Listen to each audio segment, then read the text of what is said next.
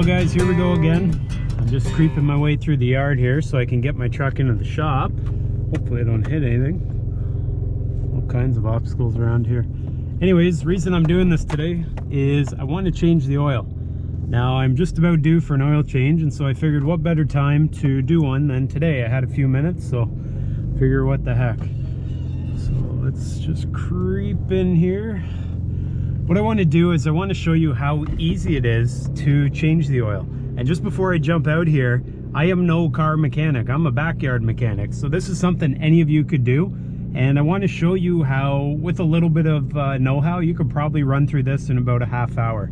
So truth be told, those 5-minute operations, I can barely drain all the oil in 5 minutes, but 30 minutes, solid amount of time for you to do it yourself. So here we go. The reason I'm letting the vehicle run right now is it's much easier to drain the oil out of a warm engine than a cold one. Hence the reason I don't like doing oil changes in the winter. You have to work kind of quickly. I just started this thing up for the day, so it's not up to operating temperature. But if I let it idle for a few minutes, it'll get warm. Then when I go underneath and show you how to drain the oil, it'll fly right out of there. All right, so the truck's all warmed up here. So what I'm going to do next is show you what you actually need. So you need a few wrenches. And if you're like me, you take a few wrenches because you can't actually remember what size the drain bolt is. I think it's 17, but I also think it's 15. And regardless, I take a few under there so I don't have to get back up if I forget which it is and get it wrong. Other things you need, some oil. Now, the vehicle calls for 5W30. And how I know that is I can look in my manual, or I can just pop the hood. If you look on top of the spot you fill the oil up, see right there it says SAE 5W30, so that tells me right there as well. Now, as for what you use, synthetic, non-synthetic, conventional rather, or blend, I've always used synthetic in this thing, and I'm not going to tell you one way or another, but that's what I use. So 5W30 on sale, Canadian Tire, full synthetic, and I just use the basic Motomaster Canadian Tire Edition oil filter. I haven't had an issue. This thing, as I mentioned, is a 2005. It's got, I don't know, 260 or 70,000 kilometers, somewhere in there. It's a solid runner, so I'm not changing things up because this is what's worked. Other things you'll need, something to catch the oil with. This is what I use. This is just from Walmart, you know, basic oil catcher. And on the side, it's got a spout, so when I'm done with the used oil, I can pour it into a container to recycle. And then finally, you'll need some sort of a funnel, unless you're a good aim, in order to pour the new oil into the engine. That's really all you need. Now, in terms of how much oil you need, if you go under your owner's manual, it's funny, it just happened to go to the right page, but if you go to your owner's manual, page 383 in my 2005 Toyota owner's manual gives me a lot of specs on the vehicle. Now for me, under engine lubrication, you'll see oil capacity in liters. You can also get quarts and imperial quarts and all that stuff. But for me, let's see what engine I've got. Well, it tells me if you have a 4-wheel drive model and you have a filter, meaning the oil filter, you are going to need, where am I here, 5.2 liters of oil. So that's what I'm dealing with. 5 liters, 200 milliliters will do it. That's with oil already in the oil filter. All right, so that's how I know how much to use. First things first, the engine's warm, so I'm going to stop talking. I'm going to get underneath. I'm going to use what's called a creeper in order to make life easier to get right under there without getting dirty. And before you get all weirded out here, this is a creeper. It's basically a little, you know, piece of wood with some wheels on it so you can roll right under there. Great thing about using, or changing rather, oil on a vehicle like this, it's nice and high off the ground, so you're not getting into that dangerous situation where you have to jack the vehicle up, put it on jack stands, and hope to God it doesn't fall on you. This is not going to fall on you. So let's get underneath and see if my memory serves me good. And it's 17 milliliters, or millimeters. It's probably not. Here we go. And you want to avoid having a big turkey dinner before you head under here, because it's a bit of a tight fit for a bigger guy or girl. Okay. And I think I'm going to have to get off the creeper because I've had too many turkey dinners recently. Okay, I need that few inches.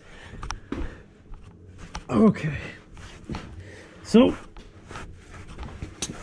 now that you're under here, most important part is this, locating where you're to take the plug out. There is one way back here and there is one right here. This one in front of me is the one you want. This is the bottom of the oil pan. This is the bottom of the transmission. You take that out, you're not going anywhere. You take this out, you're in good shape. So this is the one that I'm going to take out, and hopefully this is 17 millimeters, but I'm looking at it and I'm thinking it's probably 15. So luckily I brought 2 wrenches, because for a guy like me, it's not easy crawling under here. Would you look at that? It's not. So let's see if my backup worked. Hey, it's 14 millimeters. Success. Get that on there. Holy smokes. When did I torque that sucker on there? Oh, there we go. Might have overdone it a little. Tight is tight here. You don't want to torque everything down to the point of snapping it, especially not on the bottom of the oil pan. So, bottom of the oil pan. Okay, bottom of the oil pan. What I did was, see how it's loose? So I just cracked it loose with a 14 millimeter wrench. And then what I'm going to do is I'm going to position the oil pan under it, start loosening this, and you'll start to have oil coming out very shortly. Keep a good hold of that drain plug, unless you want to go hauling it out of the bottom of the oil there. Anyways, that's that. So what I'm going to do, I'm going to get out from under here because I don't really find this comfortable. And then I'm going to go and give it a few minutes for this to drain. As you can see, it's flying out of there because the engine's warm. And after a minute or two, probably 5, I'll come back under, put the plug back in, and start filling it up from the top. Now, while you wait for that to drain, what you can do is you can start by replacing the old oil filter with the new one. So to take this off, it should only be hand tight on there. So you're going to end up just loosening it off. But what I do in order to catch any remaining oil that comes out of there, so you get a little cup, and I can't really find a disposable cup, so I'm just going to use this old mixing cup. And what you're going to do, you'll see a little hole in the bottom. There's a hole in the very bottom of this assembly that this is screwed into, that the filter is screwed into. If you put this below it, what's going to happen is, so it'll probably just sit there. When you loosen this, you'll start to have oil come out. So see the oil coming out? See it going down the hole in the bottom of that metal assembly? So it's going to go down there and it's going to get collected in your cup, as opposed to going all over the engine area. So just loosen it off. You can let the engine oil drain.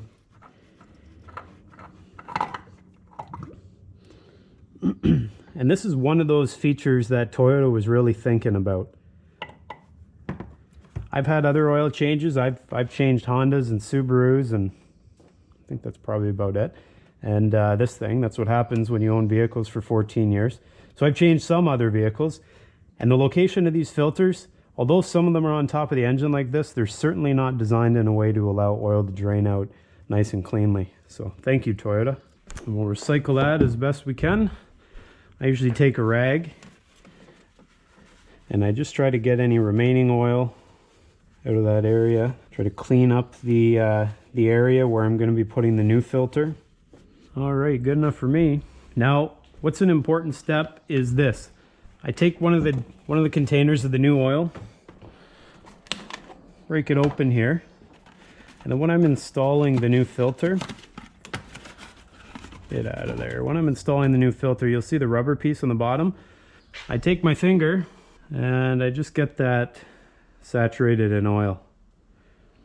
Now, some people may say you should fill up the oil filter before you screw it on. Obviously, I wouldn't do that right now because all the oil will go out through the engine and out into the drain pan. I have never filled up the oil filter before putting it onto the engine. I've never done that.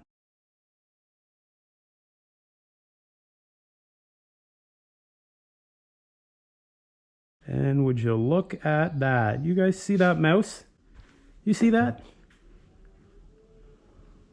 What is going on around here? Where the heck did that come from? Darn mouse in my engine bay. Well, I think I've seen it all. Holy smokes, we got bigger issues than this darn oil. Let's get the light, see what's going on around here. Where the heck's that thing living? Wild frontier out here.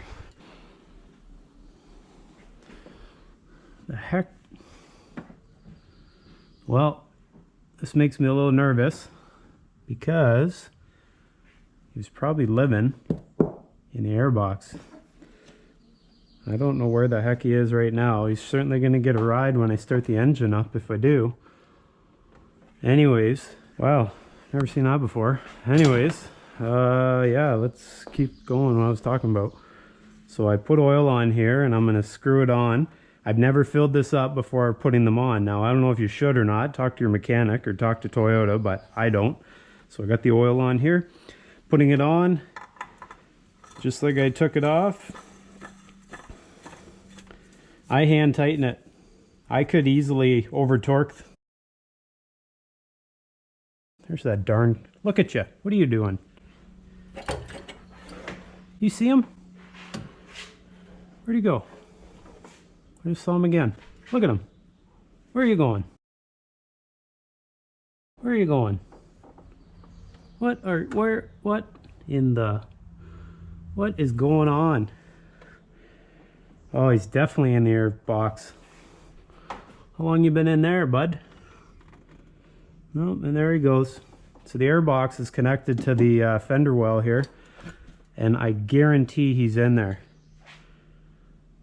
Oh. Anyways, okay, what was I even talking about? I only hand tighten this, so tight is tight for that thing. You could probably deform the filter if you over tighten it, and then it'll leak. So that's on there. I suppose I should do one job at a time, or knowing myself, I'll forget to put oil in this thing and fire it up, thinking about that darn mouse.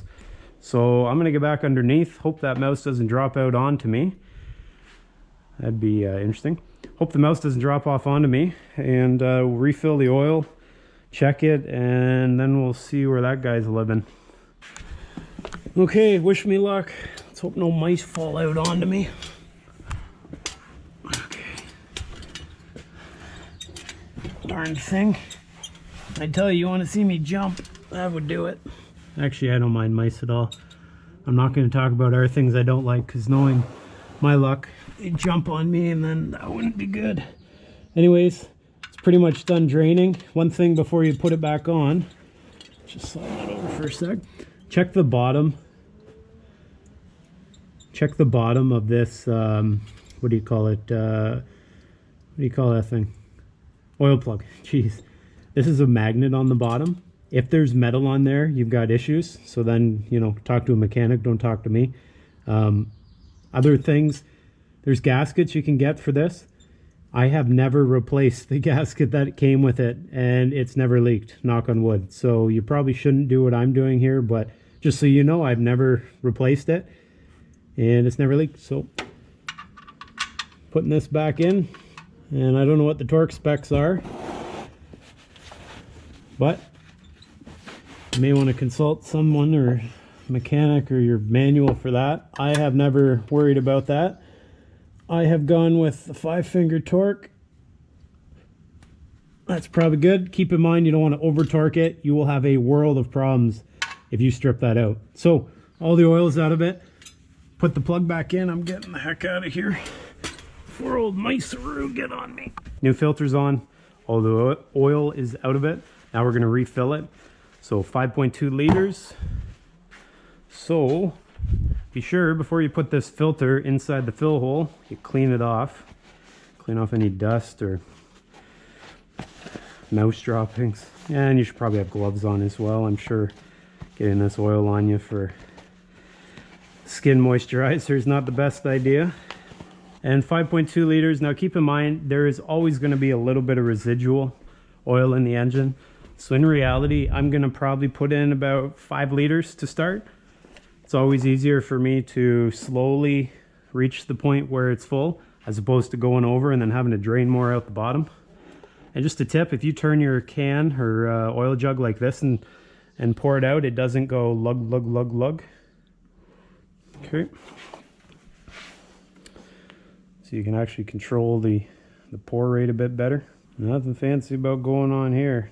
Just while I'm thinking, how often do I change my oil? Well, I change it about every 5,000 kilometers, regardless of whether I'm using synthetic or conventional oil. I just find I err on the side of caution. I only buy oil when it's on sale, so the overall cost over the life of the vehicle is probably not all that much.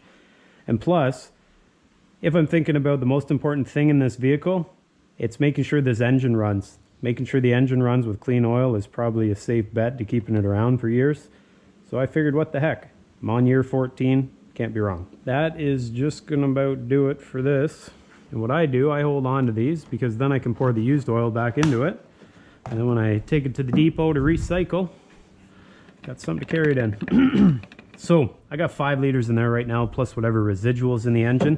Normally at this point, what I would do is I would put this back, start the engine, let the oil cycle, let it settle, come over to the dipstick, which is right here, and have a look and see how much oil is being measured. Now, I don't want to start it up right now because I got my little furry friend there living in here somewhere. I have a feeling he's in here. So before I fire that up, we're going to do a little investigation and see what's going on with old Mice-a-roo here, Mouse-a-roo. So let's put this back. Set that there for a minute. And let's see what's going on here. I have a feeling he's going to come running right to here as soon as I open this. Let's just hope it's not some rabid mouse family. You ready? Oh God, for sure there's some junk in there. Oh God.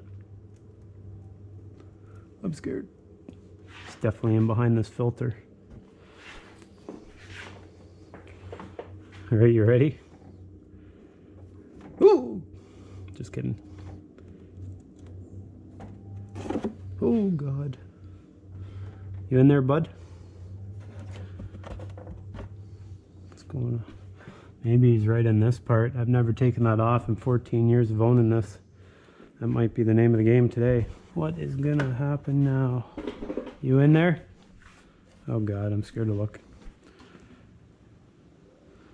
All that work for nothing. There's nothing in there. Not a thing. Not a darn thing. And I am certainly not reaching my arm in there. So we're gonna we're gonna call it good and hope old Skippy there is somewhere gone. Anyways, let's put the air filter back in and all that stuff. I guess while we're doing an oil change, this is how you would actually change the air filter. You take off those 2 clips there. This is the air filter you can buy at your parts store. Goes in like this. And then basically just slides back into place. There you go, that's an air filter. That's sort of a impromptu air filter change. So I'm gonna call it good for our video here today. So bit of excitement here today with our little friend Skippy, the little mouse. I don't even know where the heck it is. It's probably living in the cab somewhere with me, but in the meantime, rather, you've seen now how you change the oil on this 2005 Toyota Tacoma. This is the TRD Off-Road Edition, the 4-wheel drive with the 4-liter V6. Oil changes with these vehicles are pretty straightforward because you don't even have to jack it up and put it on jack stands. You just crawl underneath using that 14mm wrench or socket, undo the drain plug, let all the oil out, and then you refill from the top with the 5W30. If you have any questions at all, please put it in the comments below. Hopefully you guys continue to see this around for another 10 years. Being 14 years old, those oil changes are sure keeping this thing alive. So appreciate you guys watching.